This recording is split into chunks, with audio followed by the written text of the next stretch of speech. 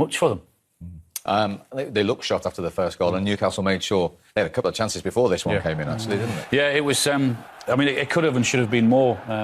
Such was the dominance of their performance. It was a brilliant run from Callum Wilson. As I said, that's what he's really good at. He times it really well. And then that guy, Bruno Guimaraes, what a signing he has been. And the fans adore him. They love his passion, they love his ability, they love that he also understands the area and gets the area and what it's about. Yeah. And he's made a magnificent start to his Newcastle career. He's got the crowd right behind him, and rightly so, and he's only going to get better. And his ability will be able to attract better players, because when they see the likes of him going there and Trippier going there, and they think there's something happening at Newcastle, and it's because of players like him trusting what the owners have told him, what the managers told him. And long may that continue. But Arsenal again disjointed there in the way they conceded that. Well, yeah, even that, there's a couple of opportunities to clear it.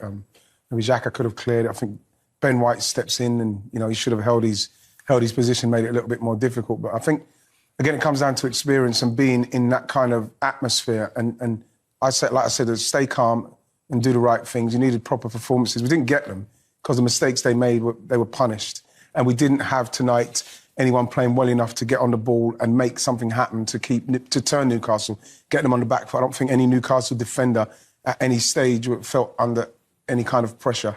Martinelli came on and done a little bit, but it wasn't enough. It was a bit too late for him. But yeah, it's a bit disappointing. But like I say, they're going to learn a lot from this season, and you hope that next season they get the kind of backing where they can then get something from what they've learned this season. OK, let's hear from one of those Arsenal youngsters and get some reaction from inside their dressing room. Here is Bukayo Saka.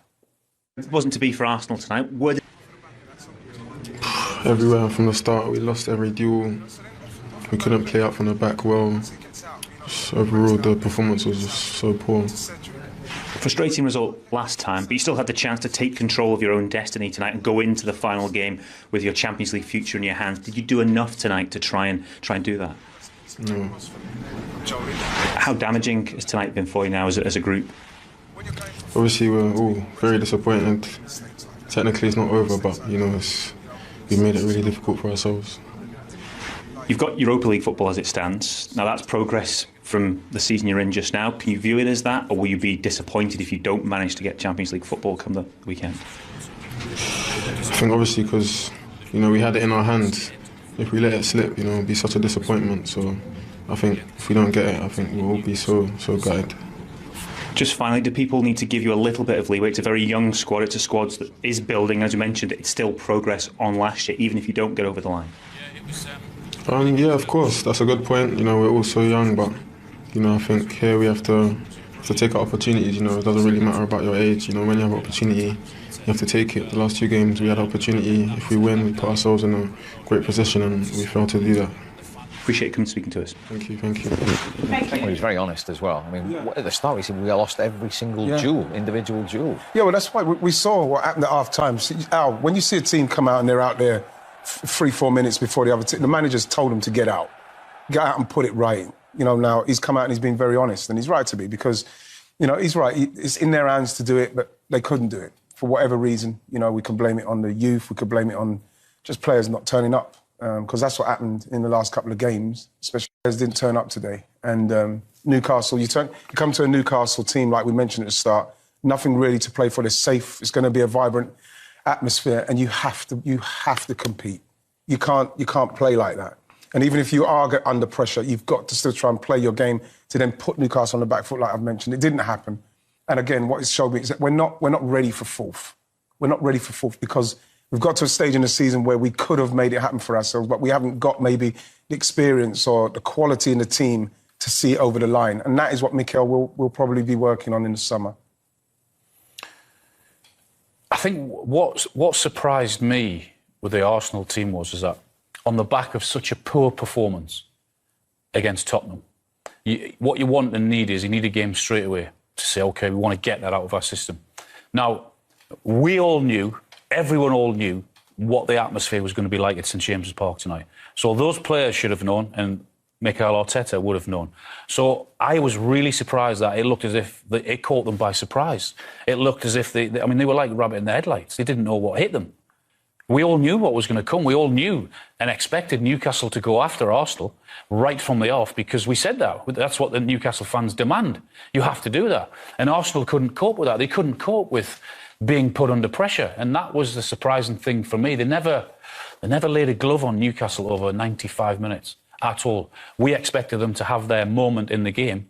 And I said that if they keep it 0-0 for the first half, or even the first 20 minutes, and that's first job done. And it was. So we were expecting some kind of reaction in the second half, and it never. In fact, they got worse. Newcastle got better. They put them under more pressure, I said, because shooting down the hill towards the Gallagher end, they suck the ball in the net. That's what they want. That's what they demand.